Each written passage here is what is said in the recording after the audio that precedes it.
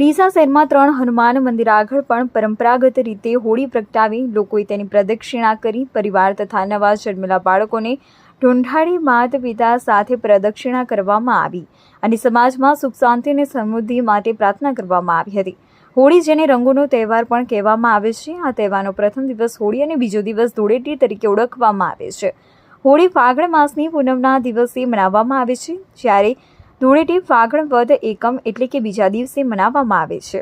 ડીસા શહેરમાં પણ આજે સાંજે પરંપરા મુજબ ગામના પાદર કે સોસાયટીમાં કોમન પ્લોટમાં મુખ્ય ચોક તથા જાહેર 4 રસ્તાઓ જેવા કે સ્થાન પર છાણા લાકડાની હોળી ખડકાવવામાં આવી હતી। ત્યારબાદ બધા લોકોએ ત્યાં વાજતે ગાજતે એકઠા થઈ શુભ મુહૂર્તમાં હોળી પ્રગટાવવામાં આવી હતી।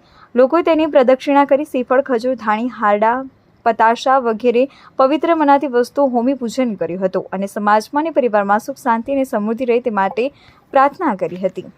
ચાલો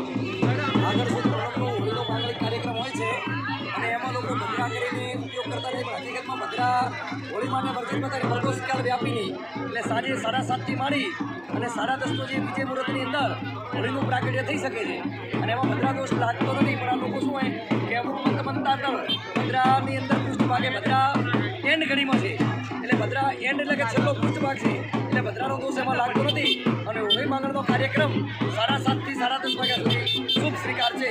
શાસ્ત્રી સુરેશભાઈ જાની, ડીસા।